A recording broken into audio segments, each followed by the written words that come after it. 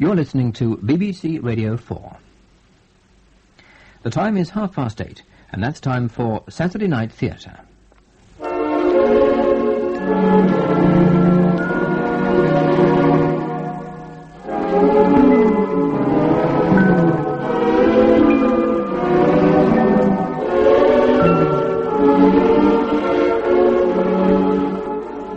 A Bumper Year for Dahlias by Alan Downer, with Stephen Pacey as Richard Hamon and Rosalind Adams as Paula.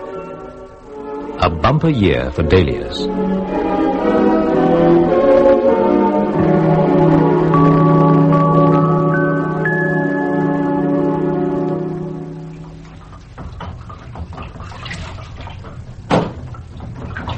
Richard? Yes, what? Our small son called the milkman Daddy yesterday. Oh, yes. He pointed to him in an accusing sort of way, I thought, and said, Daddy! Quite distinctly. Hardly surprising, I suppose, since he sees more of the milkman than he does of you. So do I, come to that. Remind me to complain to the Milk Marketing Board. I've seen you twice this week, and both times asleep in front of the telly. I'm on duty this week. Paula, are you sorry I ever became a Centenier? Sometimes. We did discuss at great length what it would entail in terms of time and effort and sacrifice, and you were all in favour. Go ahead, you said. Do your bit, you said. Make Jersey a better place to live in, you said. So I am. Till Saturday, then it's Norman's turn. At least as far as his parish is concerned. Good old Norman. So what's on tonight? Day of judgment for parking offenders. No, if it was only that, you wouldn't be polishing your shoes. I'm not wearing my Centenier's hat tonight, as a matter of fact.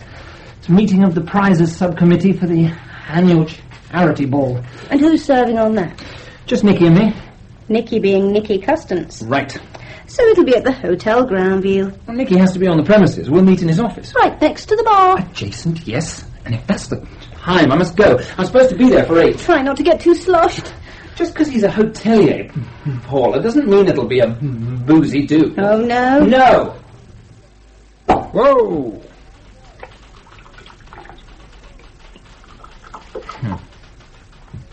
What are we celebrating? It's a year ago today I bought this hotel. Oh, congratulations, thanks.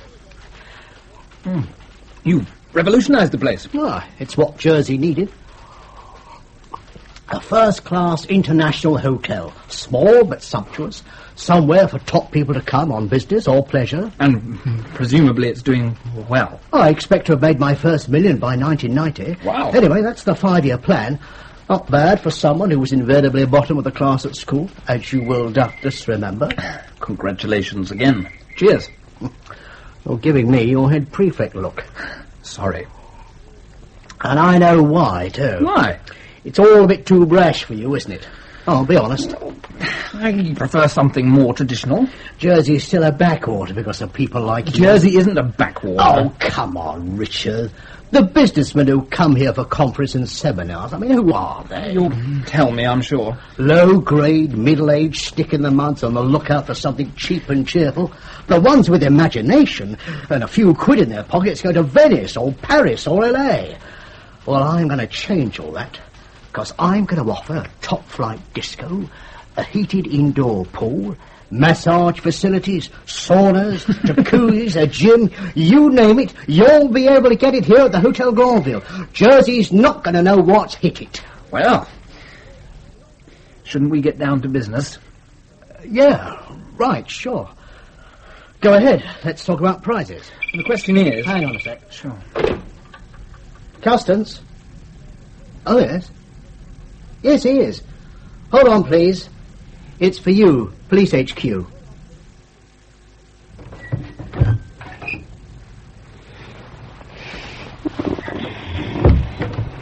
That you, Richard? No, it's the milkman. That's okay, then. Hop in. Sorry if I woke you. Oh, never mind. Just hurry up and come to bed. I'm being as fast as I can.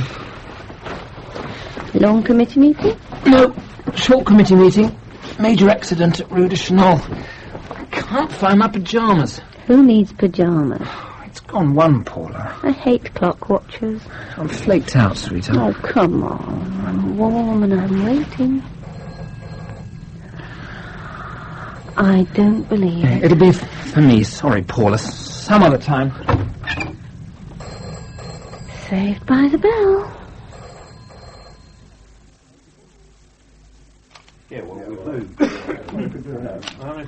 Overdose, eh, Doc? Accidental? Well, it looks like she'd gone to bed. She's wearing her nightie. That may point to it being accidental. Hard to say. How long? Couple of hours, maybe more. She's a pretty girl. Early 20s? If that. Shame. It's always a shame, Richard. Even when they're fat, 50, and with bodies like last year's Christmas balloons. Oh, yes. Hello, Mr. Hamon. Can I have a word? Of course. Doc, you've met Detective Sergeant Renouf. We've nodded. What is it, Ken? We've got a few particulars. Well, let's hear them. Does that mean I can get on with my work now? Yes, of course, Doc. Sorry. The way I look at it, the sooner I'm finished, the sooner I'm back home in my bed. Okay, Ken, fire away. The young lady's name is Vanessa Guillaume. She'd have been 19 next month. She shared this cottage with her cousin, Helen Bisson. She's an air hostess. She's the one that found the body. I'll need to talk to her. She's brewing up in the kitchen. Well, best news I've had in ages. They were her sleeping tablets, by the way. Miss Bisson's, I mean. Sometimes needs to knock herself out, so she likes to keep them handy. Where's Hen? Now, in her bedside table, she sleeps in the room next door. Does she know how many were in the bottle? It was a new prescription. What, so the bottle was full? Right. Now it's nearly empty. See for yourself. Well, about half a dozen left. If she'd meant business, Doc, wouldn't she have taken the lot? Well, they usually want to make sure. Well, accident then? Oh, no sign of a suicide note. I've had a good look around. Here's the lady now. Would you like some tea, gentlemen? Oh, straight into a vein for me, please. Help yourself to milk and sugar. Thanks.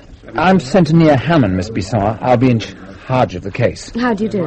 I'll need to ask you some questions, either now or in the morning. It's up to you. Now we'll be fine. It will be quiet in the lounge. Right. You nearly finished, Doc? A few more minutes. I'll check on the ambulance. Okay, Miss Bisson. I'm right behind you.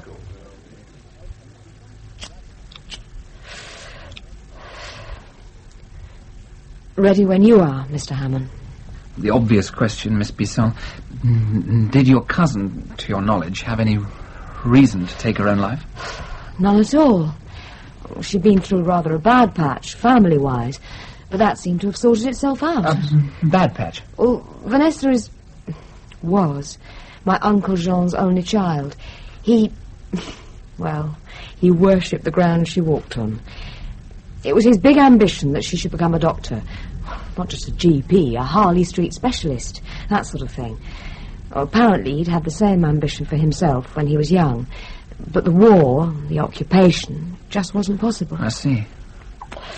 Anyway, he sent her away to the mainland to a very expensive school. I forget the name. I think it was in Salisbury. He's never been short of a few pennies. Well, he's a wealthy man. Well, he's a florist and a nurseryman in quite a big way. 5 Oaks Flowers. Maybe you've seen the van. Ah, yes, I believe I have. Well, Vanessa was a prize pupil. Dozens of O's and A's. And she got into medical school, where everything continued to go well. Then suddenly last year she dropped out, chucked it all in and came back to Jersey to her parents. So how did you come to share this cottage?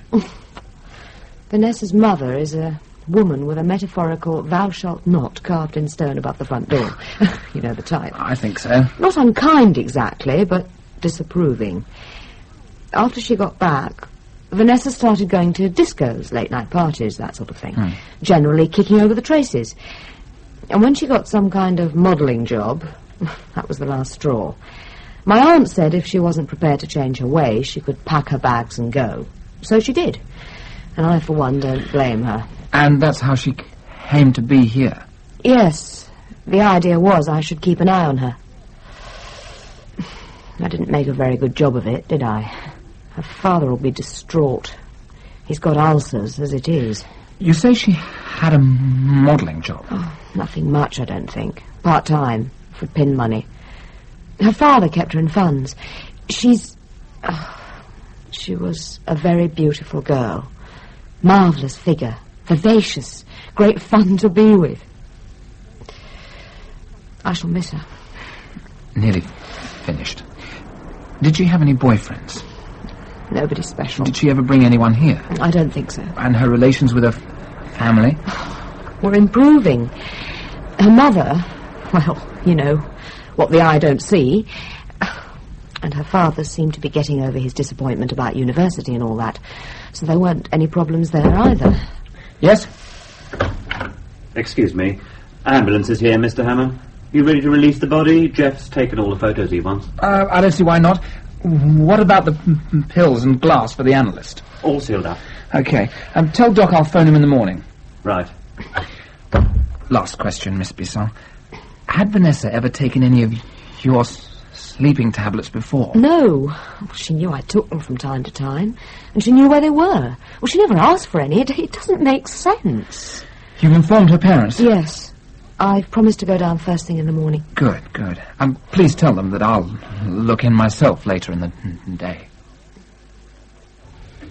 It's an awful admission for a mother to make, Mr. Hamon, that she didn't understand her own child. But I never understood Vanessa. We didn't row or anything. We just had nothing in common. If Vanessa had a problem, she'd take it to her father. Did she have any problems? Little things, like any girl. She was very conventional till last year, when she suddenly gave up her studies at medical school. Do you know why? No. She gave me no explanations. Your husband? Jean told me to leave her alone, not ask questions. Let her find her own feet. So I did. He and Vanessa were very close? Yes. Yes, they'd spend hours together in the greenhouses, out in the fields. He had such plans for her. And yet she left home. Let's be frank, that was my doing. It seemed to me the only way Vanessa was going to pull herself together was if she was made to live her own life independent of her father. And she couldn't have done so living at home? My husband was very possessive. Too much so, probably. I thought it best she should go her own way. Also, since her return from the mainland, she'd been keeping late hours, turning day into night, night into day, and I didn't like that.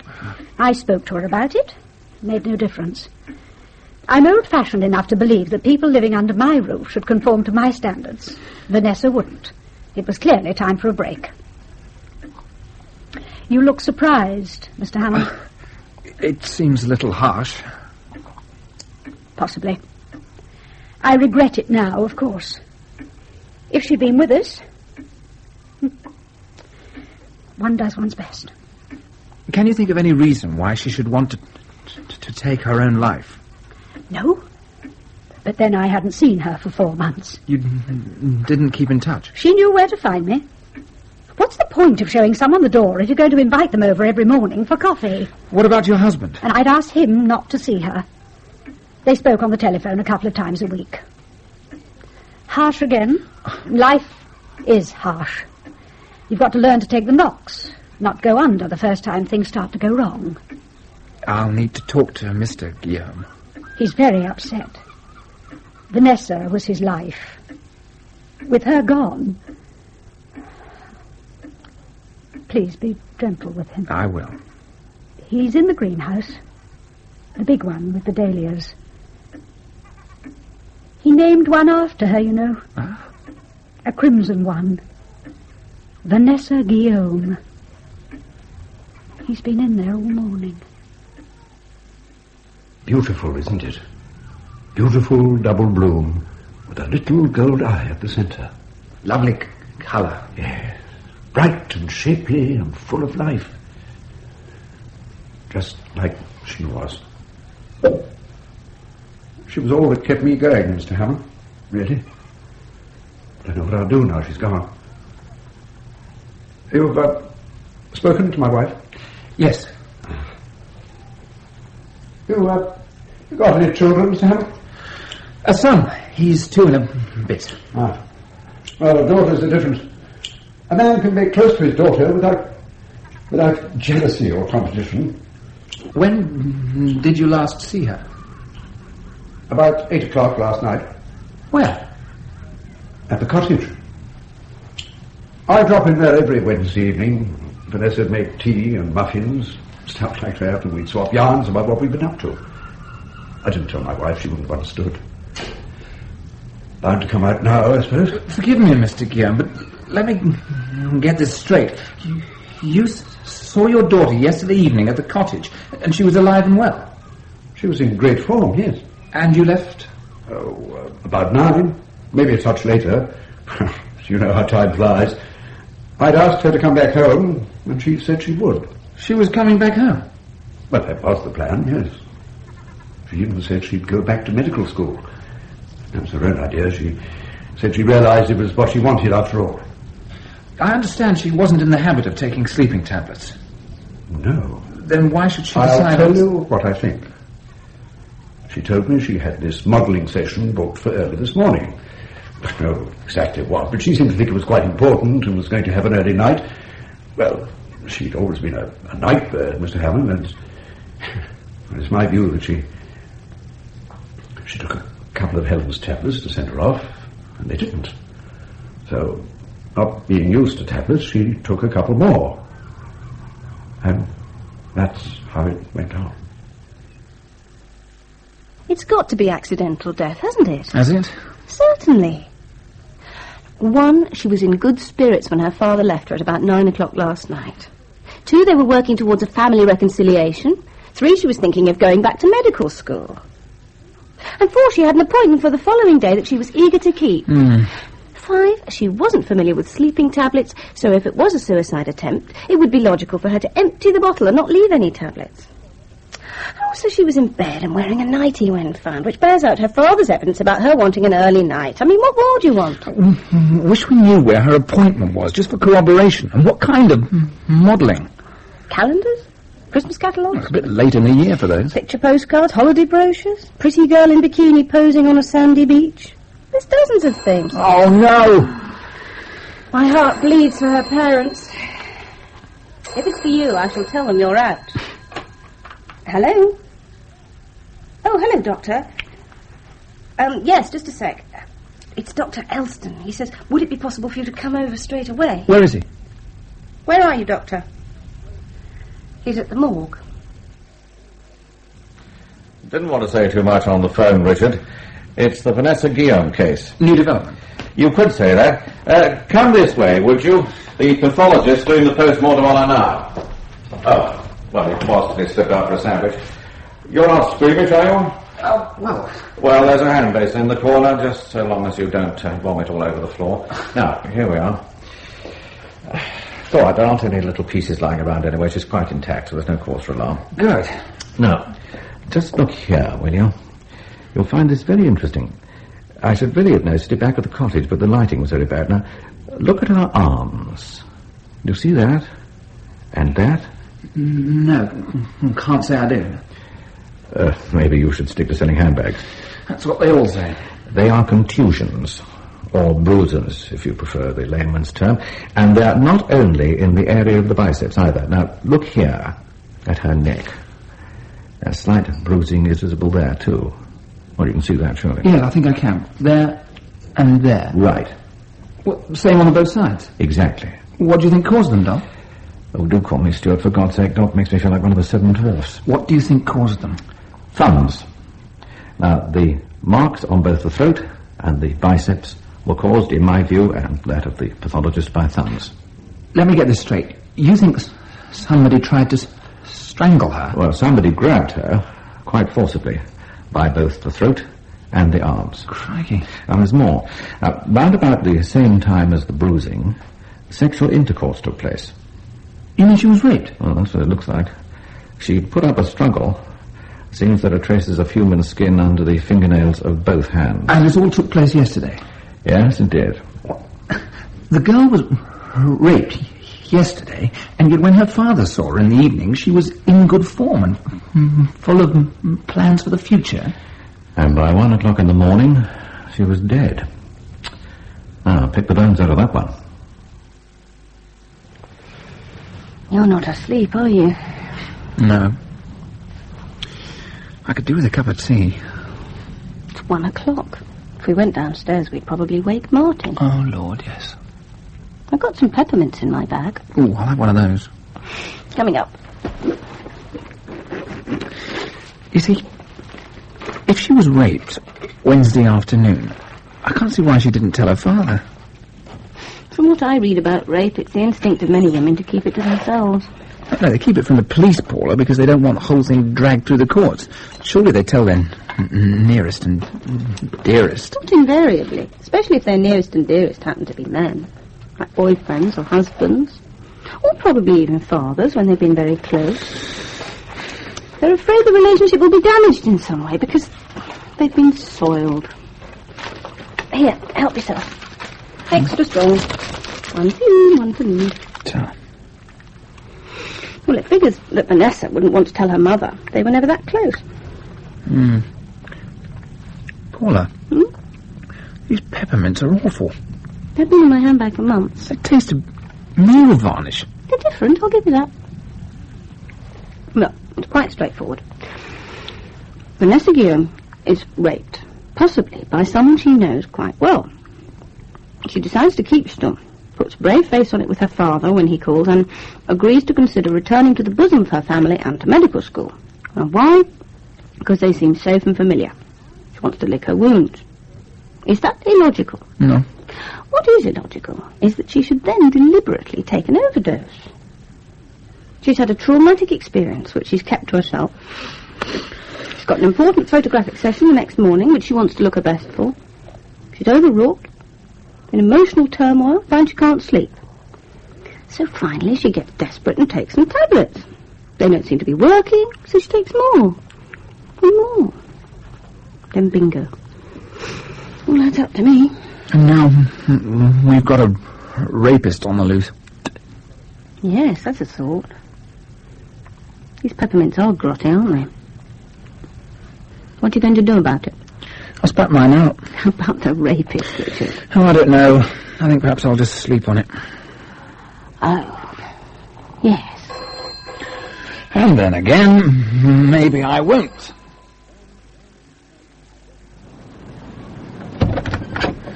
Thank you for coming so quickly, Mr. Hamon. Please, come in. Thank you.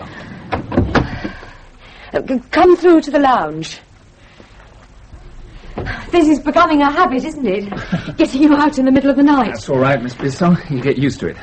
I'll take your coat. Thank you. Please, make yourself at home. Can I offer you a brandy or something? Please. It's chilly out. It's the fog. I'm sorry if I sounded a bit hysterical on the phone. No problem. It wasn't very professional of me. In my job, one is supposed to be able to cope with the unexpected. Thanks. What happened exactly? Well, my flight was due to leave here at 10, but then the fog came down. The Met people said it wasn't likely to lift till midday tomorrow, so they cancelled the flight and I came home. As I drove up, I noticed the light was on in Vanessa's bedroom. And as I walked down the side path, suddenly a man burst out of the back door, rushed down the garden, climbed the fence, and disappeared into the trees. Well, I've got one or two things of value, pieces of jewellery. So I dashed into the house, expecting, well, chaos, I suppose. Yeah. But as you can see, down here, nothing's been touched. Oh, I'm sorry. My hands are still shaking. Cheers, then. Yes, cheers. Oh, that's better. Of course, the light was still on in Vanessa's room, so I looked in there. And what did you find? Come and see.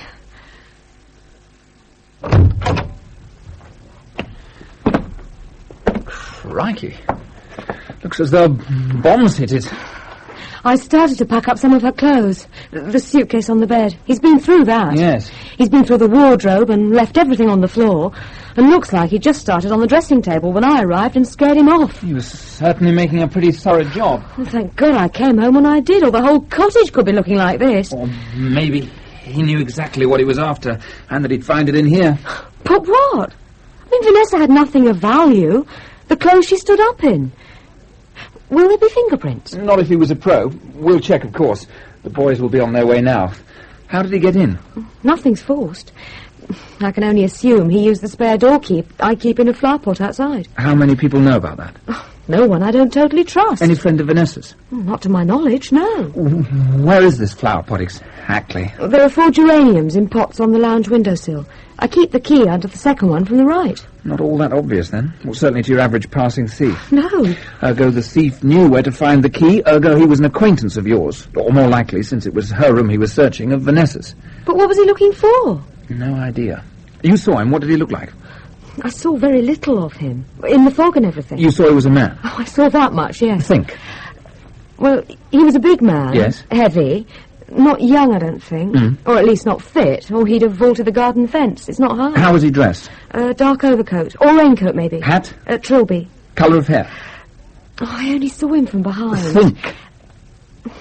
That's all I saw. I'm sorry. You're a very good witness. That was a great help. You're rather daunting, you know, when you interrogate someone. Oh, dear. I get involved. I apologise. And when you're asking questions, you don't seem to... Am I allowed to be personal? Why not? You don't seem to stutter at all. No, I don't, do I? He's bust this drawer. I can't get it open or closed. Don't touch it, please. Fingerprints. Too late. Sorry. Something fell out. Some paper. Oh, yes, I can see it. Oh, my God. Look. And that's what he was after. So she was into pornography. That's the way it looks, Doc. I suppose it's fairly mild by present standards. Recognise the bloke? Never seen him before. The photo lab are taking a blow-up of his face. We'll circulate it to the boys on the beat. Good. Another thing. I got Sergeant Renouf to make a few phone calls this morning. It transpires that Vanessa Guillaume had over £4,000 in a building society account and nearly £2,000 more in a current account at the bank. Most of the credits were over the last 6 months, and the amounts were usually around the £500 mark in cash. So, putting 2 and 2 together, we reckon... We? Me and Paula. Oh, yes, of course. The trusty aide. Yes, well, we reckon the girl was involved in this large-scale vice ring that everyone's been talking about and was receiving regular payments for her services. How large-scale is it? Who knows? The police are taking it sufficiently seriously to want to set up a new vice squad. In fact, the appointment of an operational commander is being announced today. Splendid. Now, tell me your news. 2 items, really. The first is that we finally established Vanessa Guillaume's death as having taken place between 11 and midnight, and that she died of a massive overdose of sleeping tablets prescribed for Helen Bisson. Exactly what we expected. Yes. What we hadn't expected, and this is item 2, is that the tablets left in the bottle were a popular brand of antacid. Antacid? Indigestion tablets. You can buy them over the counter of any reputable chemist. Interesting, Why should anyone want to put indigestion tablets in a bottle of sleeping pills? And who? I've got a sort of theory. Try me, and put some more suntan cream on my back while you're at it.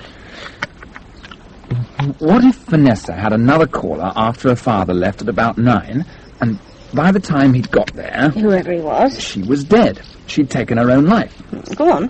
Well, supposing she left a note mentioning the rape and saying she couldn't go on living the life he'd been living. Oh, you're suggesting this chap took the note, put some indigestion tablets in the empty bottle, and left? Something like that, yes.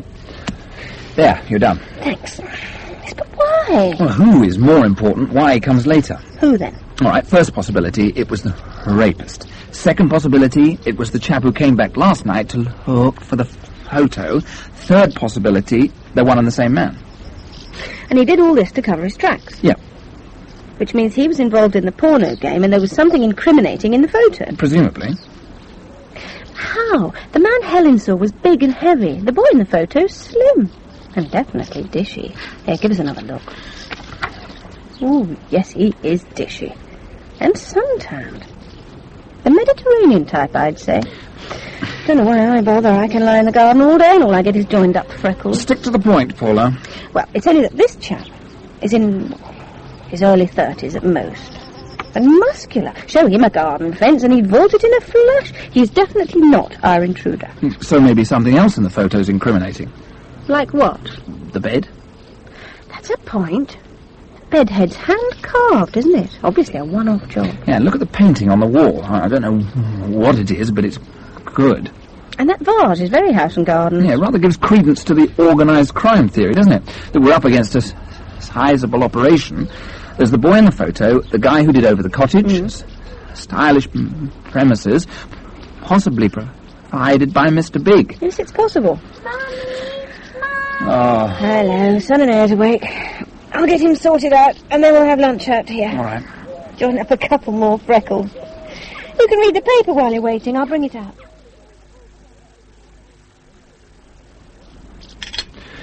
Thanks, Paula. That was delicious. You're welcome, darling. You know, I think I'll discuss the wider implications of all this with the head of the new vice squad, just as soon as he's been appointed. He's been appointed. It's in the paper. What? Haven't you seen it? I brought it out for you to read. I decided not to bother, just sat here and basked. Who is it? Wait and see. It's only a short piece. I'll read it to you. Nice and quiet, darling. Yes, here it is. Now, due to the general concern expressed in Jersey over the recent increase in drug abuse, pornography and prostitution, possibly mafia financed and inspired, the States of Jersey Police have today nominated the operational commander of its newly formed vice squad. Now listen closely, you'll enjoy this bit. He is Detective Sergeant Charles Leclerc. Leclerc? I don't believe it. Thought you'd be thrilled. Detective Sergeant Charles Leclerc, who this year celebrates his 30th anniversary with the force. With this appointment goes a well-merited promotion to Detective Inspector. Blah, blah, blah. They've even got his picture. Want to see? Looks more bilious than ever. Hand it over. Oh, Charlie Leclerc, that's all I need. So if you want to discuss the wider implications of the Vanessa Guillaume case, that's who you'll have to do it with. Do you think he'll still call you Sonny? Oh, I expect so. Especially now he's been promoted to inspector and put in sole charge of something.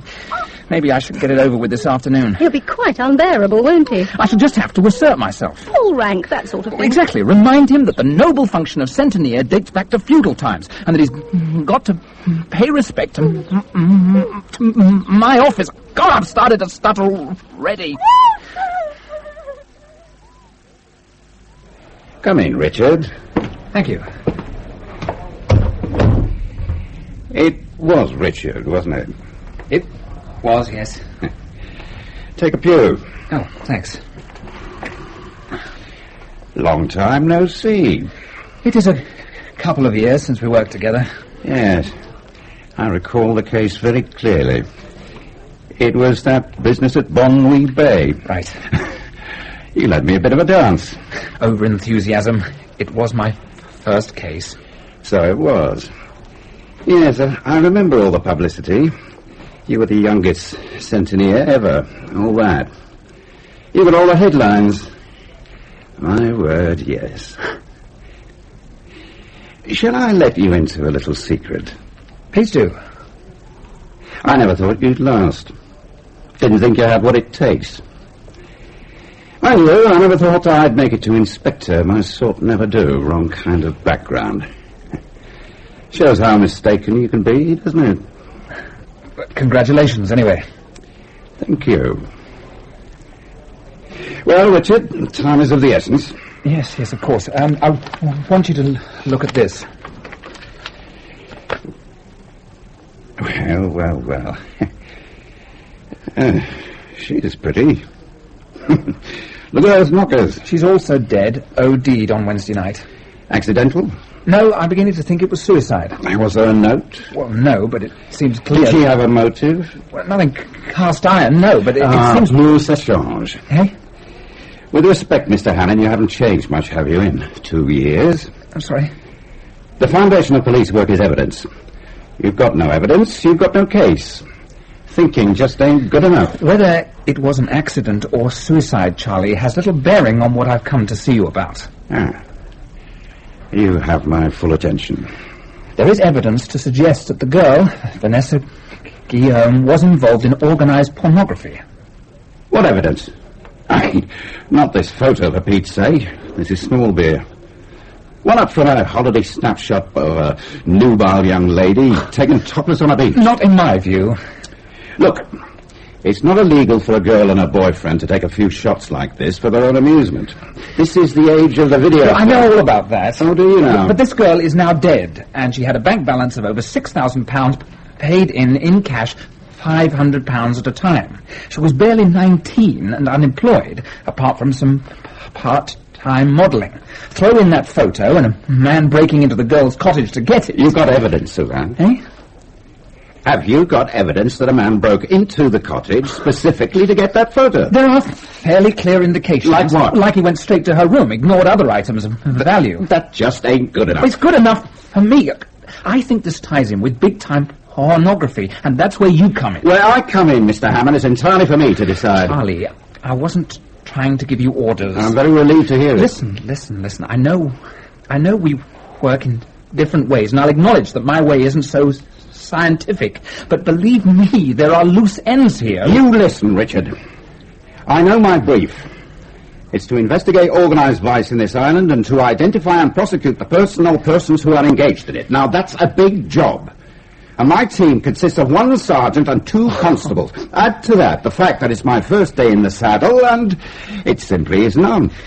You refuse to help? I'm refusing nothing. It's a matter of priorities. And as of this moment, I'm afraid your saucy snapshot comes a long way down my list. It was like banging my head against a brick wall, Paula. Where's your duck, Marty? There he is. I was offering him a positive lead, for heaven's sake. Give him a squeeze, that's right. A face in a photograph, a room with a hand-carved bed, a picture, a vase. Marty, he was just getting his own back because you upstaged him 2 years ago with that thing at Bonduy Bay. Mind you, he always was unbearable. Yeah, well, he's worse than ever now. Pompous and snide. And he looked ridiculous, like a badly repaired puncture. Why? Well, he cut himself shaving or something and had a large plaster on his cheek. Pity he didn't let the razor slip a few inches lower. Yeah, that's what I thought. So what now? You could take it to a higher authority.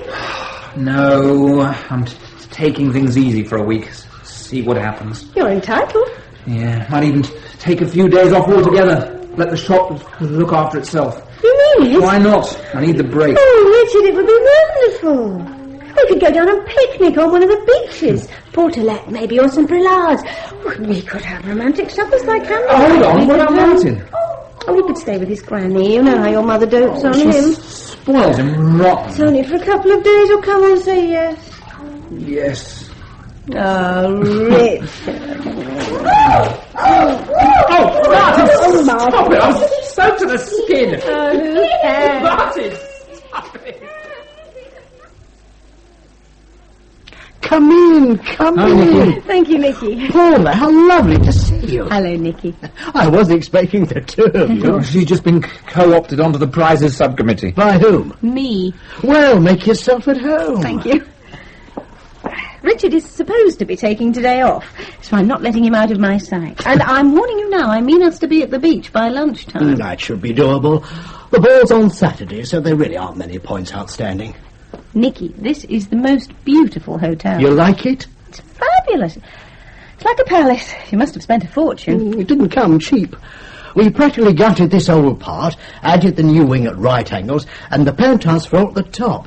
That's where I've got my flat. I'll show you round sometime if you're interested. As a matter of fact, I'll show you around now if you like. Could we make it another time, Nicky, please? The beach beckons. It does, rather. But I'm enormously impressed.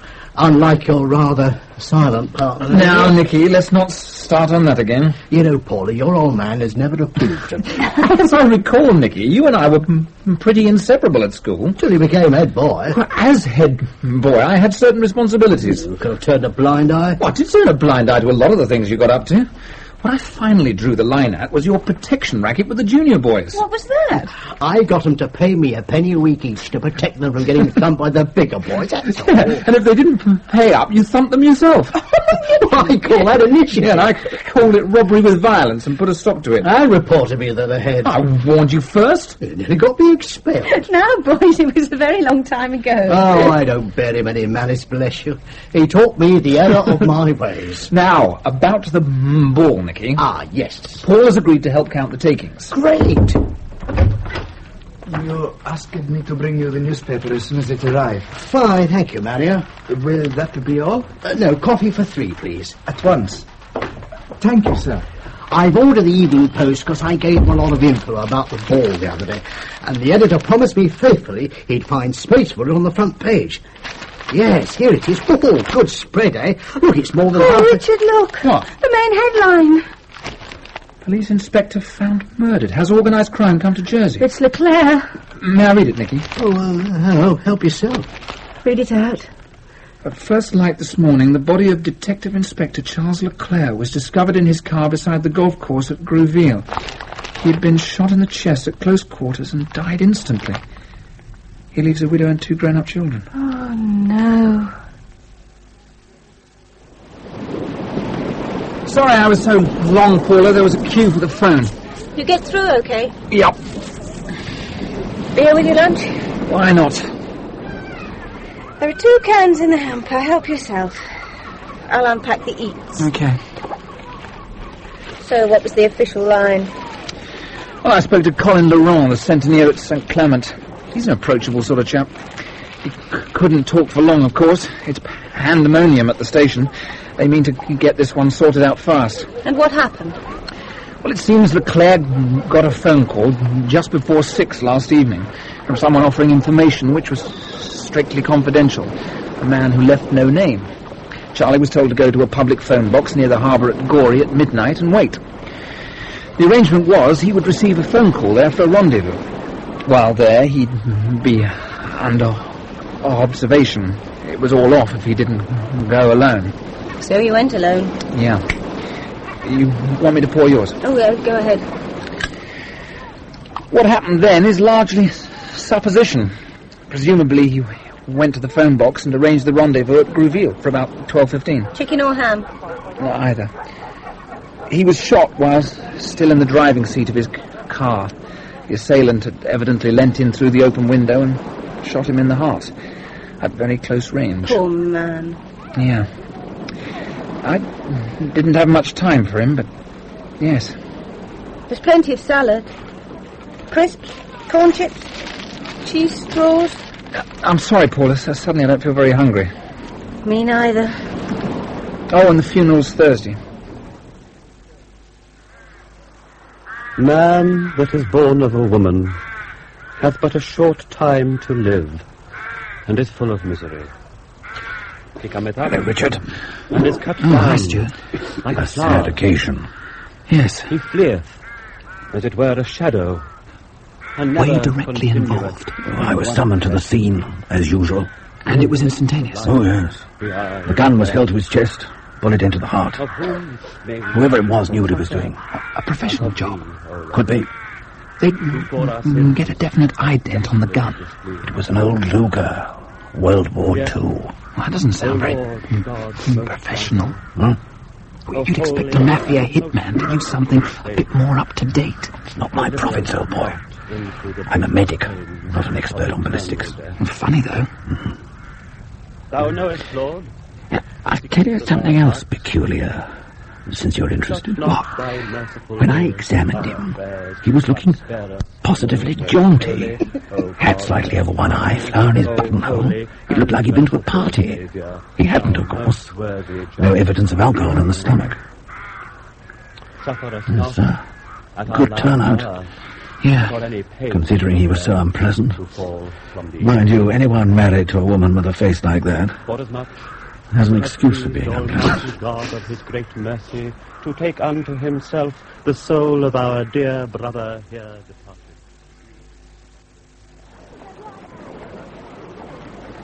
Hello. Oh. Hello. What's a pretty girl like you doing all alone on the beach? Just getting a suntan. You don't have to put your top on for me. I don't mind topless. I do, at least in company. Why? Lots of girls go topless all of the time. Well, not this girl.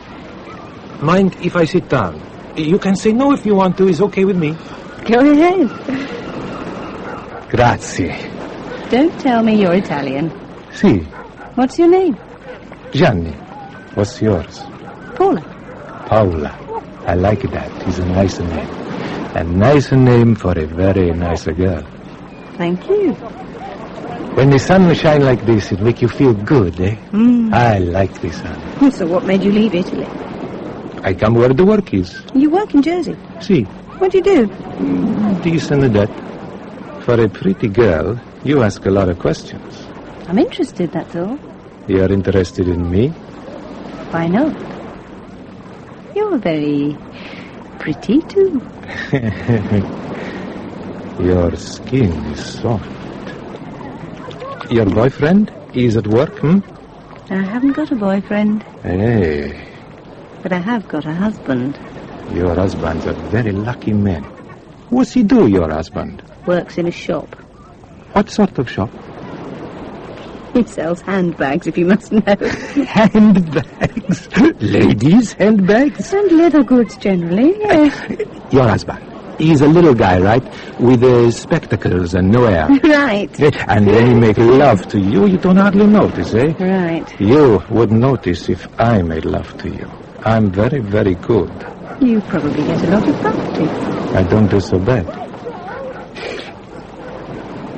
Would you like me to make love to you? You can say no if you want to, I don't mind. Now? I got a little place not too far from here. Can I think about it? You got 10 minutes. Fancy a swim? Sure. Come on, then. I'll race you. You and me gonna get on great. Propositioned? On the big Jew? You needn't sound so surprised. Well, who by, for Pete's sake? Well, his name is Gianni. Yeah? He's Italian. About 22, 23. He's a douche. Paula! I really don't know. Hold on. He is also the boy from the photograph. You mean the one? You don't mean the one? Who was in bed with Vanessa Guillaume, yes. Crikey. I was basking there on my tummy on the beach, and suddenly there he was. I recognised him straight away.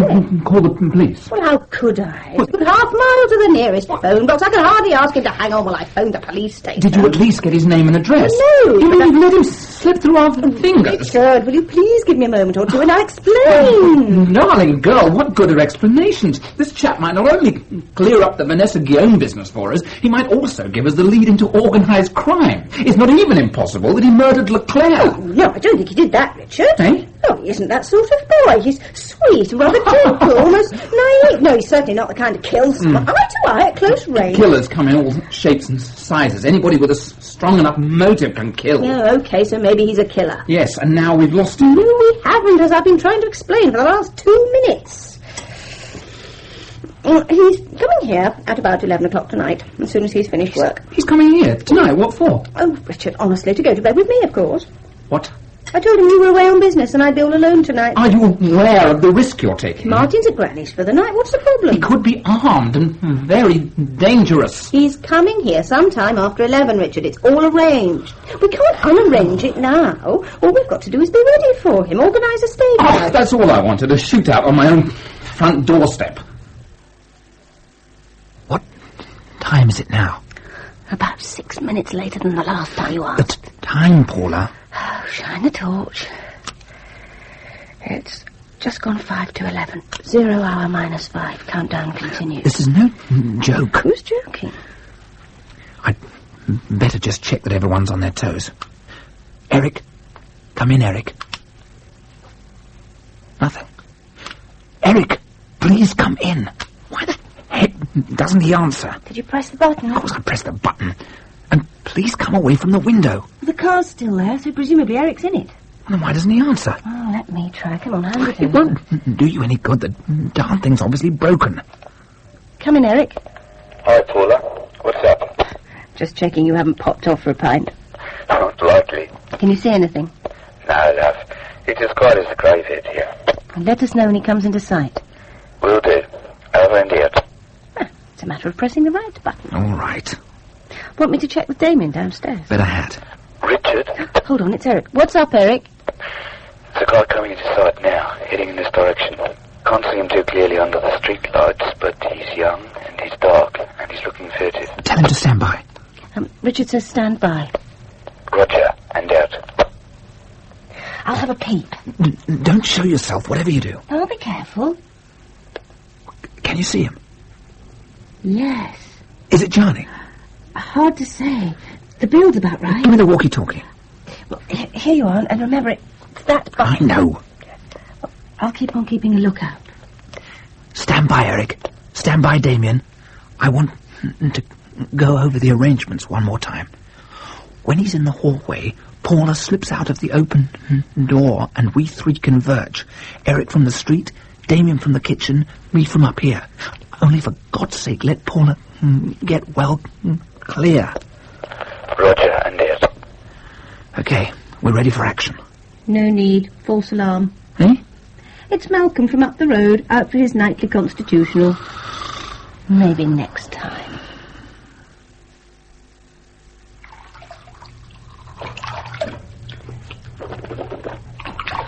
Oh, I look like an older version of my mother. I feel about 90 myself. Didn't you sleep either? Not a wink. Kept listening for every sound. Especially after Eric and Damien knocked off. Oh, me too. Oh, silly, really. By 1 o'clock it was perfectly obvious he wasn't going to turn up. Yeah. Wonder why he didn't. Probably had a better offer. I'm not the most glamorous bird in Jersey, after all. Especially not this morning. I'm really going to have fun at the ball tonight. I'll be asleep on my feet by 9:30.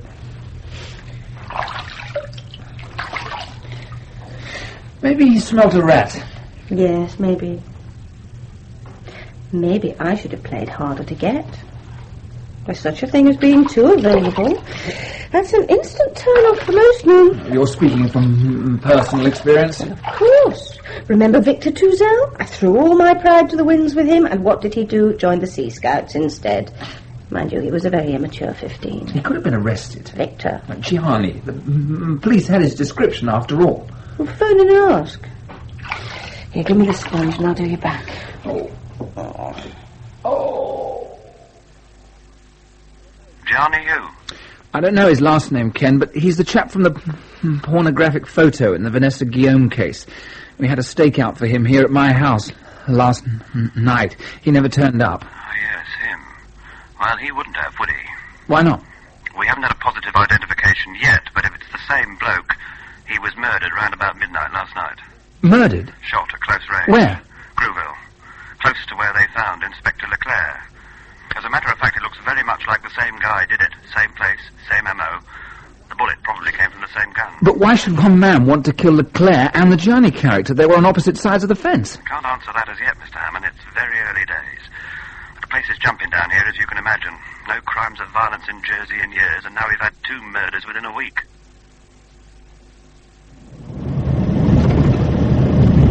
I can't believe it somehow. What? You know, that this is a sort of Chicago shootout, like the papers say. It's got to be something like that, Richard. What possible reason could there be for murdering Leclerc unless he was onto something? Something big? He didn't give me the impression he was onto something when we talked that afternoon.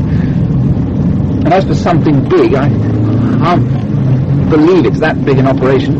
This is Jersey, not Chicago. Can there really be so much money invested in this operation to make it worth their while, whoever they are, to kill 2 people? What then? I don't know. And what about Gianni? We know he was involved with the gang. I still can't believe they were both killed by a professional with a sentimental attachment to an old Luger. There's a piece missing somewhere. Something we don't know. Or know and have overlooked. I've had a sobering thought. We were involved with both of them. You with Leclerc, me with Gianni.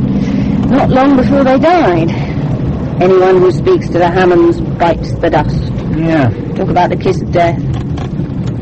Of course, it's got to be coincidence. I wonder. Here we are, the Hotel Granville. Come on, let's forget about death and disaster and have ourselves a ball.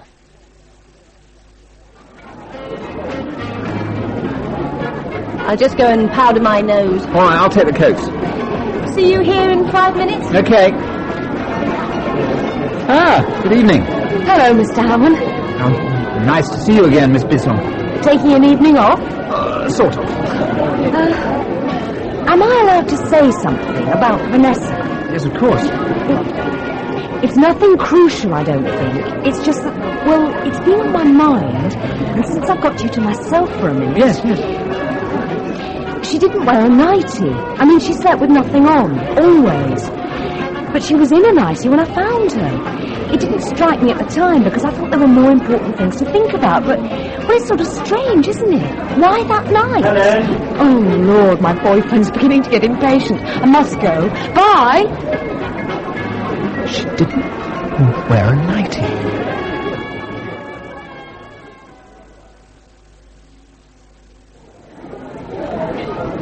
Ladies and gentlemen. Ladies and gentlemen. Going great guns, isn't it? Oh, hello, Stuart. Yes, immensely well. He's done wonders with this place, hasn't he? Custance. There was a real white elephant a couple of years ago. Stuart, this second body at Green Lord, not shop again, Richard. Can't you ever relax? The paper says it was the same gun as was used on Leclerc. It was the same gun. It was the same MO altogether. One shot into the heart, point-blank range. And what's more, they've established the poor man's identity. I forget the name exactly. He was Italian. He worked here, with a hotel. As a waiter. By golly. Oh, I reckon the police will soon sort it out now that things have come to a head. You say it was exactly the same MO? Yeah. Was there a flower in the buttonhole? You told me Leclerc had a flower in his buttonhole. Yes, but that wasn't part of the MO, Richard. Stuart, did Gianni, whatever his name is, have a flower in his buttonhole? Yes, he did, as it happened. What kind? Oh, I'm no gardener. What, the colour? Red. In both cases, they both had a red flower in their buttonhole? Yeah. If you push me, I'd say it was a dahlia. Why?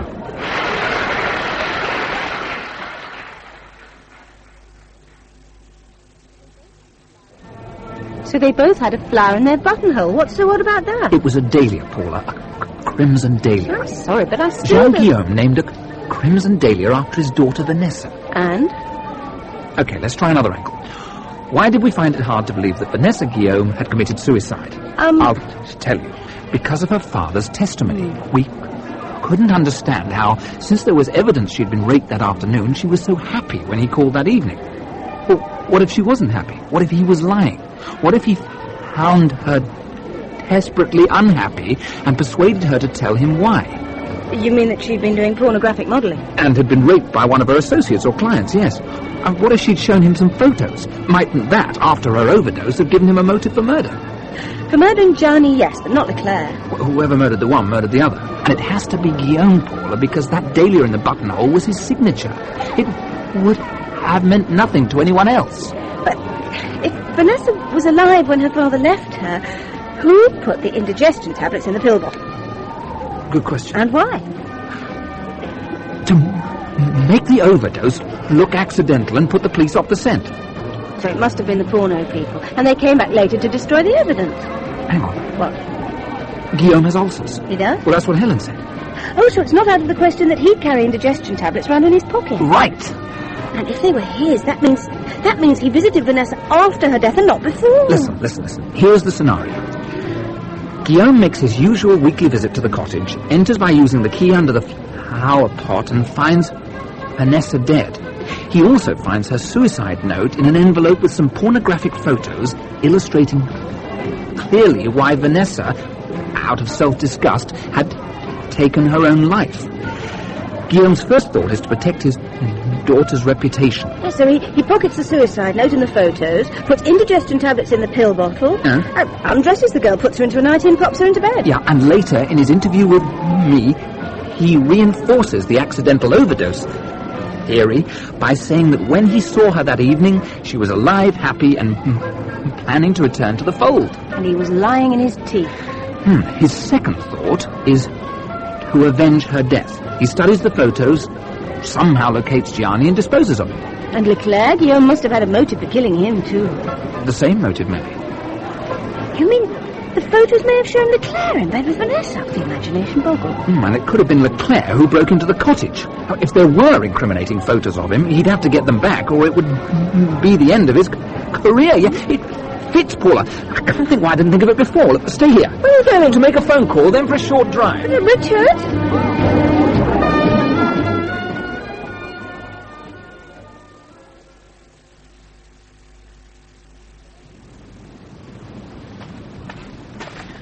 Evening, Mr. Hamon. Hello, Ken. Eric. Sir. Thanks for getting here so fast. You made it sound pretty urgent on the phone. Well, what's it all about? Can't believe we're here to pick flowers. I have reason to suspect that the occupant of this house, Jean Guillaume, is responsible for both the recent murders at Grouville. Blimey. I want to get him to the station now for interrogation before he takes another life. Another one? Well, his motive's revenge. He's killed 2 people. I don't see why he should stop there. Is he going to be violent, sir? Well, he has no grudge against us. I reckon he's more likely to run for it than anything else. You reckon? I can't give you a written guarantee, sorry. So, what's the plan of campaign? Well, we want someone round the back in case he tries to make a break for it that way. Okay, Eric, that's you. I'm on my way. Ken, you stay by the cars. I'll knock on the door. Right. What happens if he shoots? We run for cover. Oh, thank God for that.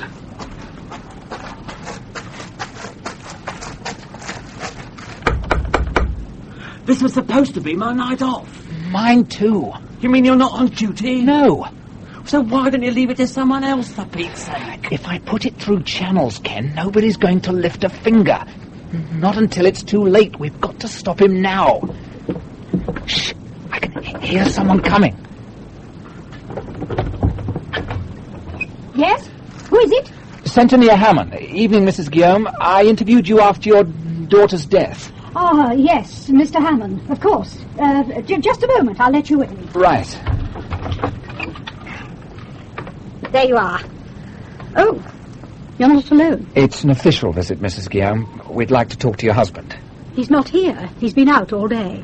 Well, when are you expecting him home? I was more or less expecting him at tea time, but it wasn't definite.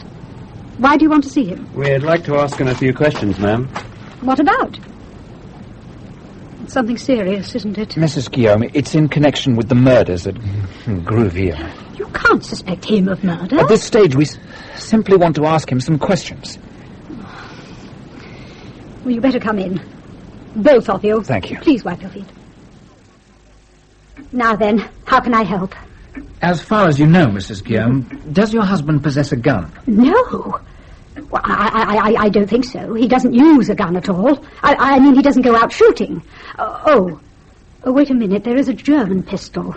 It's a souvenir of the occupation. He's had it since he was a boy. I doubt if it even works. Do you know where he keeps it? Yes, there in the desk. Then could we see it, please? Of course, if you must. It isn't here. Nor is the tin. Tin? He had a few bullets for it. He kept them in an old cigarette tin. You're sure they're not there? The drawer's empty. Mr. Hamon, I can't believe my husband would show violence to anybody. He isn't that sort of a man. Listen, can you just tell us where we can find him now? Now? Well, all I know is he was working all day at the Hotel Granville. The Granville? What was he doing there? There's a big charity ball there tonight. He was providing and arranging the flowers. He was expecting to be there till late afternoon. Well, he may still be there for all I know. He certainly hasn't come home. Thank you, Mrs. Guillaume. Come on, Ken. Hotel Granville. Ah, Paula, there you are. Where have you been? The Guillaume place. Not on your own. I took Ken and Eric. What happened? I spoke to his wife. Looks like he's here with his gun. No, what's he doing here? Officially, he's doing flower arrangements for the ball. And unofficially? If there is a Mr. Big behind this Horne operation, the chances are he's going to be here among the guests. And you think Guillaume will be after him? That's my guess, yes. Yeah, well, let's face it, you are guessing, aren't you? You haven't got much to go on. By police standards, I've got nothing, which is why we've got to keep a low profile. I've given Ken and Eric Guillaume's description, and they're quietly circulating. There's nothing much else we can do. Richard, what if you're wrong? I shall be in a great deal of hot water. He's not in here. Let's take a look in the bar. Too late. Here comes Nicky. Hi, Nicky. Oh, hello, you two. Sorry to interrupt, but I think it's about time you got counting. Ah. If we leave it any longer, by the time you make the announcement, half the guests will have gone. Nicky, the thing is... Well, Richard, here's the takings. Take the lot up to my flat on the top floor where it's quiet and nobody's going to disturb you. Yeah, Nicky, I'll come up myself shortly with a hot of bubbly just to all the wheels. Well, go on, off you go.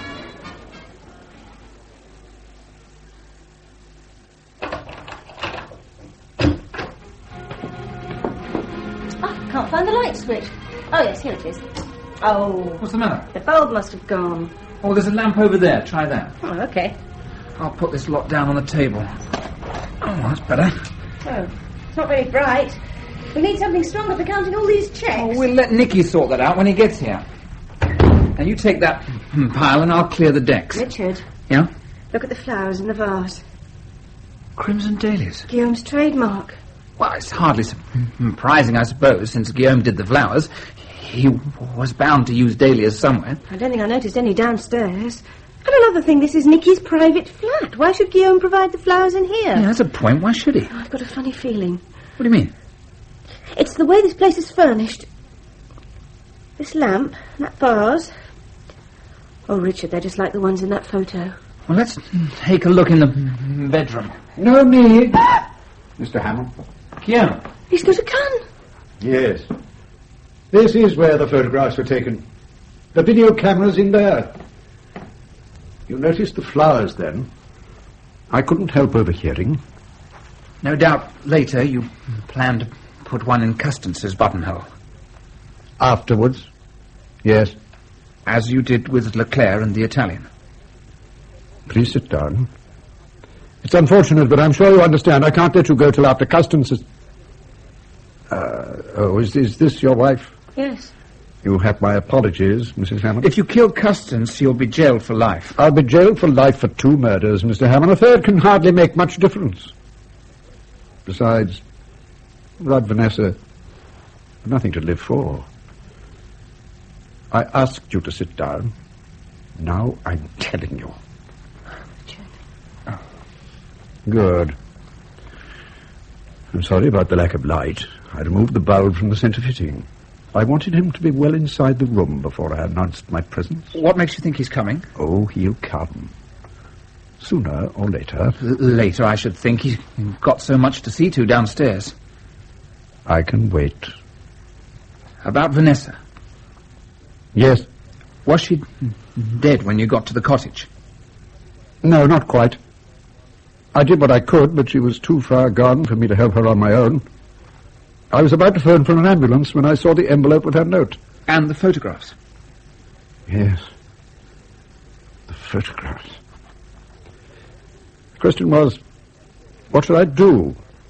If I informed the authorities, there was no doubt the whole story would come out in court. I couldn't subject her to that. You let her die? Your own daughter? It was what she wanted. I sat with her, holding her hand. Finally, when I was sure all life had gone, I considered how best to make it look like an accidental death. So, I undressed her and put her into bed. Just like I had when she was a small child. You also put antacid tablets into the empty pill jar? Yes. Yes, it was worth a try. When I got home, I looked again at the photos and decided I must find out how an innocent girl had been reduced to... One man's face looked familiar. I suddenly realized I'd seen his picture that day in the local paper. I looked again. It was Inspector Charles Leclerc, and he'd been put in charge of the vice squad. Not without its irony, that appointment. I found him anonymously at his office and said I could give him information about organized vice if he'd meet me alone. And he came. How could he refuse? I chose Groville because it's quiet. Not many people use that stretch of road at night. He drove up as arranged, and I went over and spoke to him through the open window. Introduced myself. Told him I had a photo of him with my daughter. Threatened to report him if he didn't give me names. The name he gave me was Gianni Enrico, employed as a waiter at this hotel. This was the man who'd first seduced my daughter. I was walking away when he begged me to return the photo. What about the photo? I've got to have it back. I've given you the information you wanted. My career's not worth a brass farthing if I can't have the photo back. Oh, for God's sake, man! I loved your daughter. I loved her. Don't you understand? I wouldn't have harmed her. Not for all the world. You've got to believe me. I walked slowly back to the car, took out the gun, pressed it against his chest, and fired. How could this creature, this gross man with stale breath smelling of sweat. How could he presume to love my daughter? I was quite calm, clear thinking. I went back to my van, parked close by. I'd loaded it with blooms ready for the next day. I took a crimson dahlia and put it in his buttonhole. The Vanessa Guillaume, transcending everything. Then you went after Gianni. I made an appointment to see Custance about providing the flowers for the ball tonight. It seemed a good excuse to look the place over and ask a lot of questions. While we were talking in his office, a waiter brought in some coffee. It was Gianni Enrico. I recognized him at once. I asked for him to show me over the building, and we got talking.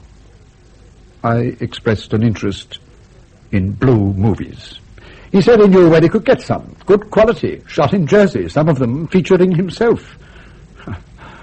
He boasted about his sexual prowess. I told him if he got me some good films, I'd make it worth his while.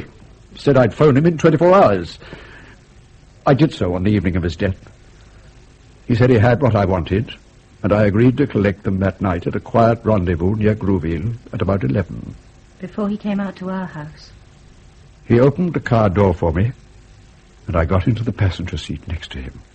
These are the films. Hand over the money, quickly. There's something I'd like you to look at first. I'm in a hurry. I've got a date. A heavy date, you know? I think you're going to be interested in this, Gianni. Okay, so let me see. Hey, yes. This is me, all right, eh? Not bad, huh? Oh, I'm sorry she's dead. She was a nice girl. Good to be with, you know? That girl was my daughter, you... Hey, what are you doing with that gun? I'm going to shoot you, Mr. Enrico, for making my daughter a whore. What do you mean? I make films with her. I make love with her, yes. For me, it's something I do. For money, who that's all. got her into it? My boss, Mr. Custance. He's the guy. He arranged it all. He shoot the films in his suite at the hotel. Me, I am nothing. I'm nothing. Please, please. This time I had the flower ready. Mr. Guillaume, stop now. When Custance is lying dead, I stop. Then the slate will be wiped clean. Okay, folks, here's the long-awaited refreshment. What's the total? Mr. Williams, what are you doing here? The name is not Williams, Mr. Custance. It's Guillaume. Guillaume? Vanessa Guillaume's father. And? You corrupted her. Now you must pay for it. Do I get a chance to plead my case? What for? If you're going to kill me because of what your daughter became, I think you should at least know the truth. No. 5 minutes. It's not too much to ask. 5 minutes, that's all. Fair enough. Let's go back 4 years. I was one of the assistant managers at a big hotel in Salisbury. My special duties were to promote and run the hotel disco, and I came in contact with a lot of young people. Some of them, the regulars, I got to know quite well, and that included your daughter. One night late, after I'd closed up, I found her hanging around alone in the foyer, in tears. She told me she'd had a row with her family, and knew that by this time she'd been locked out, and she had nowhere to sleep, no friends she could go to. Could I help her out? Well, we had 1 or 2 rooms empty that night, so I sneaked a key from reception and took her upstairs, intending quite simply to show her into the room and see she was okay, and then return alone to my own quarters. Once inside the room, she propositioned me. You're lying. Mr. Guillaume, believe me, this is God's truth. I have to tell you, I didn't know what sex was until that night. She was magic. In the morning, she told me she'd lied to me the previous night, and that she was at a nearby boarding school, and that she was still underage. That meant my job was on the line. She promised me she wouldn't say anything, so long as she could spend every Saturday night with me.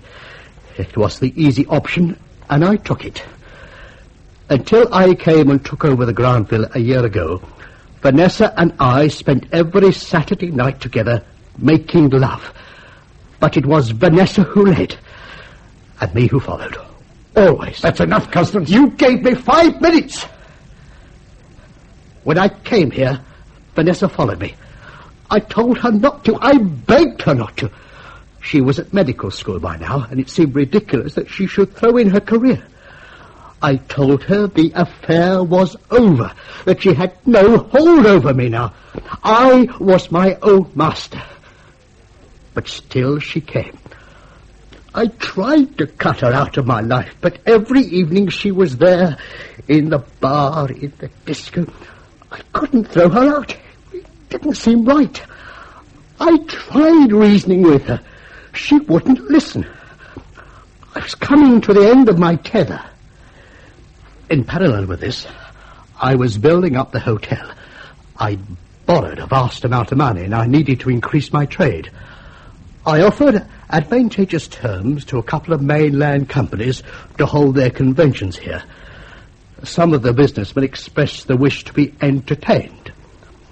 I invited 1 or 2 of them up here, and we drink and smoke pot maybe, and generally have a good time. Sooner or later, of course, somebody wanted a girl, and was clearly going to get awkward if one wasn't provided. Vanessa was in the bar. I asked her to do me a favour. She came up here and obliged everybody. It was wrong. I know it was wrong. So next time, I flew in a couple of hookers. They simply couldn't compete. By now, word was getting round that the Granville was the place to be. Now, entertainment had to be provided. I got a video camera. Vanessa came into her own. She was a kind of goddess of sex. It wasn't my doing, Mr. Guillaume. It was the way she always was. I reckon that's my 5 minutes. The defence rests. I don't believe you. It's the truth. God knows I don't claim to be a paragon of virtue, but I never led her astray, Mr. Guillaume. Vanessa needed no leading. Give me the gun, Mr. Guillaume. Get out of the way. No. If you want him, you'll have to shoot me first. Vanessa? Now, please, give me the gun.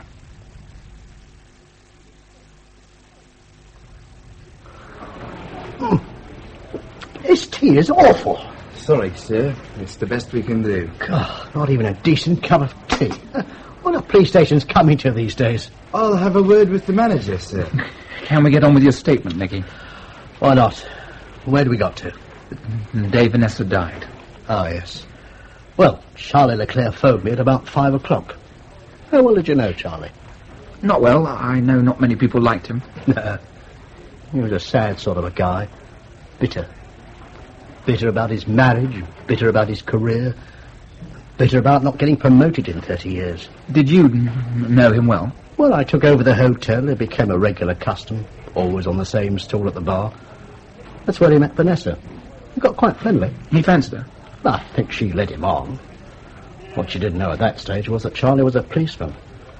So when one night she let slip she started doing little favours for some of the hotel clientele, she was somewhat disconcerted to find he was taking a professional interest. And? She bought him off by letting him watch. Then later she let him join in, and suddenly he was hooked. Fell in love with her. Wanted to save her. The whole bit. And Vanessa?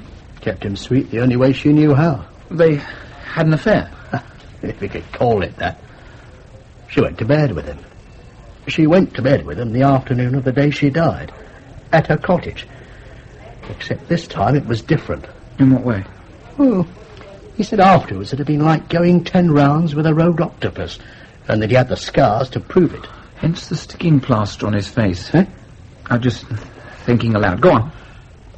Well, after they'd finished and he'd collected his thoughts a bit, he proposed marriage and said he'd divorce his wife. Oh, that guy, you'd think he would have known better. Well, she turned him down. Worse than that. She produced a stack of stills that had been taken during one particularly hectic film session by some idiot businessman. Several of them showed Vanessa with Charlie. She said he was fat, old and ugly, and that she'd send them to the chief of police if he didn't get right out of her life right then. So he went. Poor beggar. Yeah, pathetic. Anyway, when he got home, he phoned me. Oh, and he was in a fair old state. He'd taken a physical and emotional battering from Vanessa, and now maybe his career was at stake. Sure. So he told me to go over to the cottage and get the photos from her, because if he went down, he'd make damn sure I went down with him. Then what? I found her in tears. She'd reached the bottom of the bin. She realised with Leclerc that afternoon that she'd released forces inside herself she simply couldn't control. Not just wild, destructive. And she blamed me for it, for turning an infatuated schoolgirl into a whore. And it wasn't true, Richard. It wasn't any doing of mine. And that's what you told her? I told her the painful truth, yes. That she enjoyed every minute of it. But if she wanted to call a halt now, so be it. How did she react? Well, she went wild. Yelled at me to get out. I tried to reason with her. Even asked her for Charlie's photos. She just couldn't hear what I was saying. When I got back, I phoned him and told him I'd drawn a blank. But I'd try again when she cooled down. Next thing I heard, she was dead. And Charlie made one more abortive attempt to get back the photos and was nearly caught in the act by Helen Bisson. Yeah, blew my top at that. Till then, the word was that it looked like an accidental overdose. I suppose it was suicide. Oh, yeah, she left a note. Her father took it. What did it say? It was in an envelope along with the photos. It said, "I can't live with this, and I can't live without it." Yeah. Yeah, you probably saved my life tonight. Yes, I probably did. Thanks. Well, head prefect, what are you going to charge me with? I'm sure we'll think of something. I see Guillaume is pleading guilty but insane. Do you think he was mad? I'd say the balance of his mind was deeply disturbed. You know, you don't get one mention here. No. You single-handedly clear up 2 murders. You save someone's life at the risk of your own. You put a stop to organised vice on the island. Such as it was. Don't underplay it, Richard. OK, maybe there was no mafia involvement, but it was bad enough. And the bullets were real. Well, it's all over now. What'll happen to Nicky? It's his first offence. Maybe a short jail sentence. It's hard to say. I'll stress his previous good character, needless to say. Then what? Well, if he's got any sense, he'll sell up and start again somewhere he isn't known. Do you know, in spite of everything, I like him. Me too. And I admire the way he stood up to Guillaume that night. Yeah, took a lot of doing. You've got to admire his initiative and drive. Look, it says here that the proceeds from the charity ball are 70% up on the previous record. Well, that's all Nicky's doing. Right. Ain't funny, though.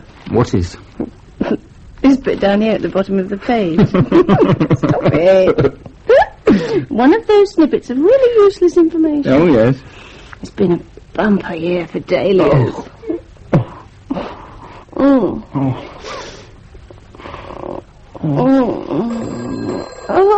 Oh, God. Oh, no.